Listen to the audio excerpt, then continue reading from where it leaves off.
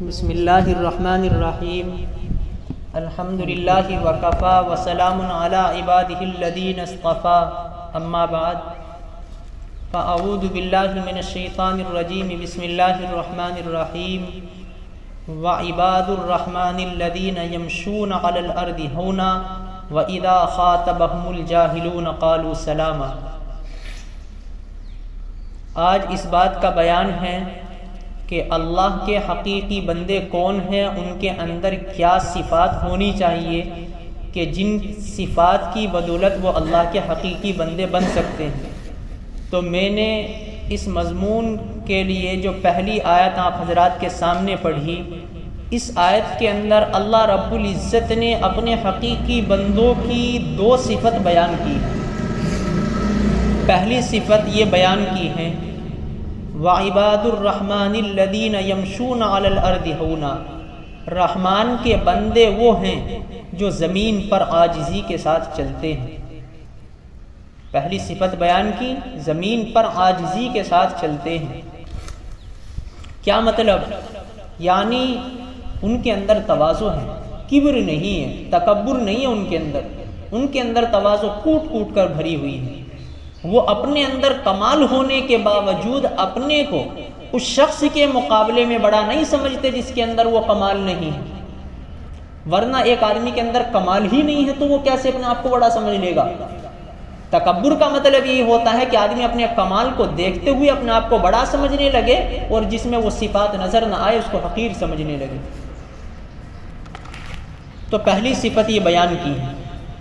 دوسری صفت بیان کی وَإِذَا خَاطَبَهُمُ الْجَاهِلُونَ قَالُوا سَلَامًا، اور جب ان سے جہالت والے لوگ بات کرتے ہیں تو وہ رفع شر کی بات کہتے ہیں۔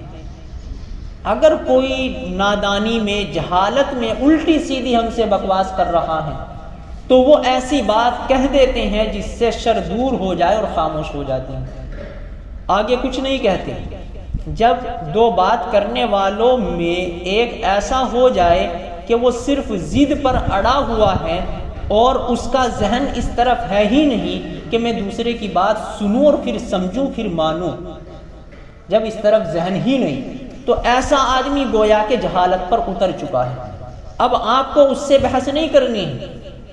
جو اللہ کے حقیقی بندے ہیں ان کی صفت یہ ہے کہ ان سے ایسے وقت میں بحث نہ کرے بلکہ رفع شر کی بات کہہ دے جس سے شر دور ہو جائے اور بات کہہ کر کے وہاں سے اپنا نکل جائے خاموشی کے ساتھ۔ اسی کو حضرت تھانوی رحمہ اللہ فرماتے ہیں کہ رحمان کے حقیقی بندے وہ ہیں جو زمین پر عاجزی کے ساتھ چلتے ہیں۔ مطلب یہ ہے کہ ان کے مزاج میں تواضع ہے تمام امور میں، اور اسی کا اثر چلنے میں بھی ظاہر ہوتا ہے، اور خاص چال کی حیت بیان کرنا مقصود نہیں، کیونکہ دماغ داری کے ساتھ نرم رفتاری موجب مدح نہیں، اور یہ تواضع ان کا طرز خاص اپنے اعمال میں ہے۔ سمجھے کچھ حضرت تھانوی نے کیا کہا؟ یہ اردو ہے حضرت تھانوی، کچھ پتہ نہیں چل پایا۔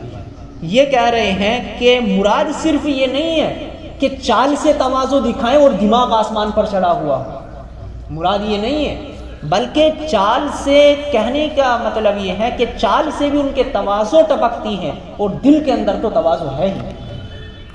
یہ کہنا چاہ رہے، مراد یہ نہیں ہے کہ چال سے تو بہت متواضع بن جائے اور آسمان پر جو ذہن جو ہے آسمان پر چڑھا ہوا ہے۔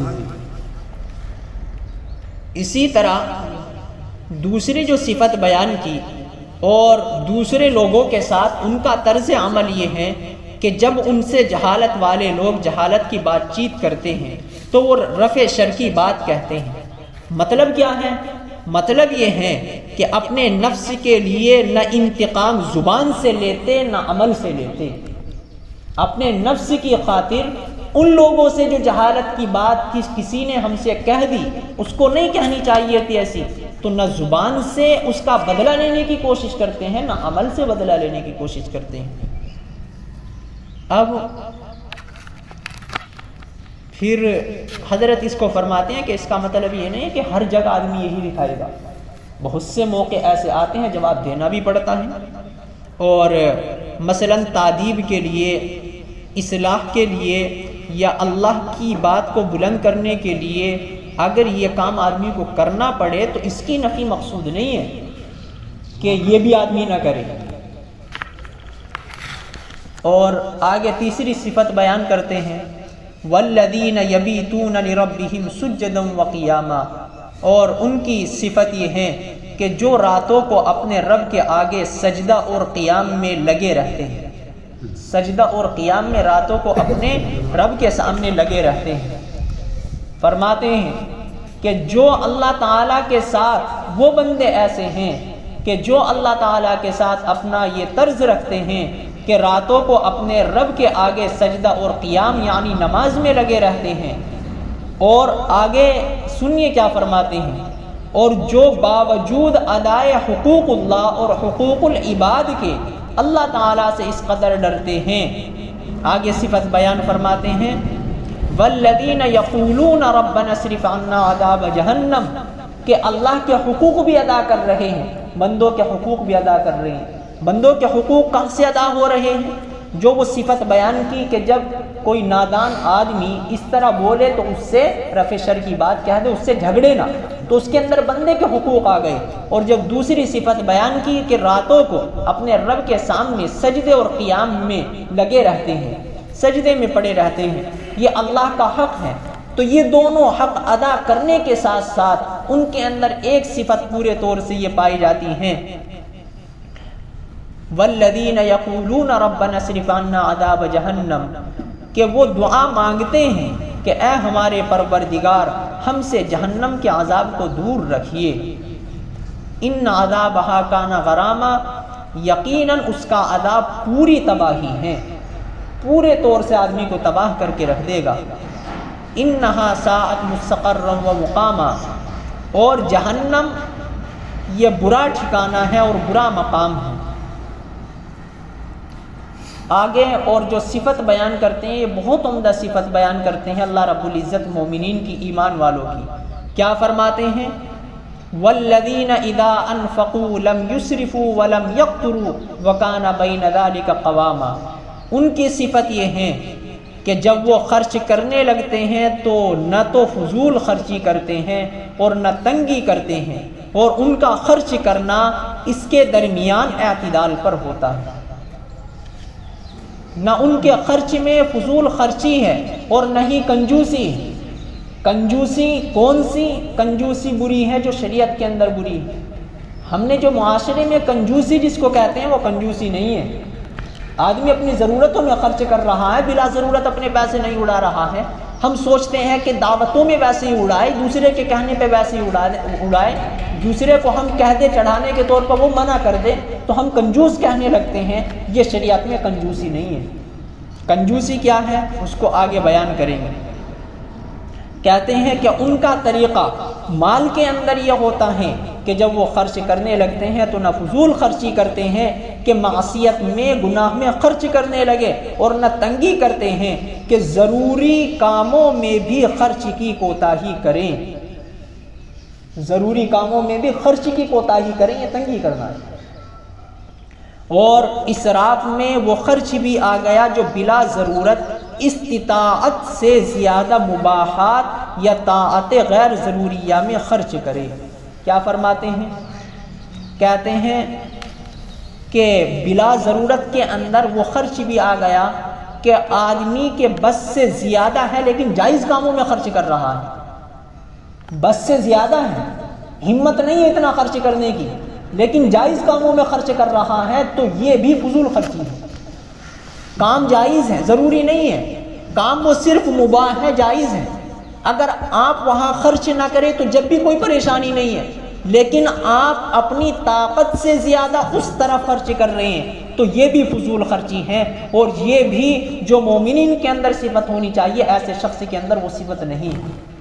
مثال کے طور سے ایک آدمی کے اوپر قرضہ ہے اور وہ دوسروں کی دعوتوں میں اڑا رہا ہے، دوسروں کے ناشتے میں اڑا رہا ہے بلا ضرورت، تو ایسا شخص قرض کے ہوتے ہوئے ان چیزوں کے اندر اگر اڑائے گا اور اپنی بس سے اپنی طاقت سے زیادہ خرچ کرے گا تو یہ بھی ان نافرمان بندوں کے اندر شمار ہوگا کہ جو فضول خرچی کرتے ہیں۔ پہلے حکم یہ ہے کہ آپ اپنی طاقت اور استطاعت کے بقدر خرچ کریں۔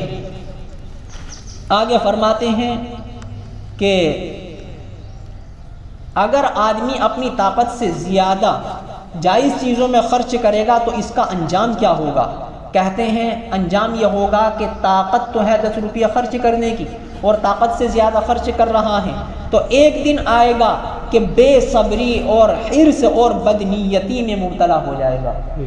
جب خود پیسہ نہیں رہے گا، اپنی طاقت سے زیادہ خرچ کر دیا، تو اب بے صبر بھی ہوگا جب پیسہ نہیں، اور حرص و طمع بھی دوسرے کے مال پر آئے گی، اور بدنیتی بھی پیدا ہوگی، کیونکہ یہ امور معصیت ہیں، گناہ ہیں، اور جو چیز گناہ کی طرف لے جائے وہ بھی گناہ ہے۔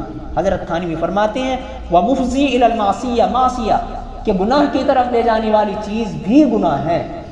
تو جائز چیزوں میں، جائز کاموں میں اپنی طاقت سے زیادہ خرچ کرنا یہ گناہ کی طرف لے کر کے گیا، آدمی کو بے صبری کی طرف لے کر کے گیا، بدنیتی کی طرف لے کر کے گیا، اور جب یہ چیز بے صبری بدنیتی کی طرف لے کر کے گئی اور یہ باتیں خود گناہ ہیں، تو گناہ کی طرف لے جانے والی چیز بھی گناہ ہے۔ تو آج کی یہ 3-4 صفتیں اللہ کے بندوں کی ہوئی کہ ان کے اندر تواضع بھی ہے، اللہ کے حقوق بھی ادا کرتے ہیں، بندوں کے حقوق بھی ادا کرتے ہیں، اور بندوں کے حقوق، اللہ کے حقوق پورے طور سے ادا کرنے کے ساتھ ان کے اللہ سے ڈرنے کا عالم یہ ہے کہ راتوں کو اللہ کے سامنے سجدے کے اندر پڑے ہیں اور پھر بھی اللہ سے دعا کر رہے ہیں ربنا اصرف عنا عذاب جہنم، اے پروردگار ہم سے جہنم کا عذاب ہٹا دیجیے۔ اور پھر آگے جو صفت بیان کی کہ جب خرچ کرتے ہیں تو نہ فضول خرچی کرتے ہیں اور نہ ہی وہ کنجوسی کرتے ہیں کہ آدمی ضروری کاموں میں بھی خرچ نہ کرے، بلکہ اس کے درمیان میں رکھتے ہیں۔ دوسری آیت کریمہ کے اندر اللہ رب العزت نے ارشاد فرمایا وَلَا تَبْسُطْ كُلَّ الْبَسْطِ فَتَقْعُدَ مَلُومًا مَحْسُورًا، کہ اپنا ہاتھ اتنا بھی کھول کر خرچ مت کرو کہ ایک دن وہ آ جائے کہ آپ رنجیدہ بیٹھ کر کے یہ دیکھتے رہو کہ کہاں سے آئے گا۔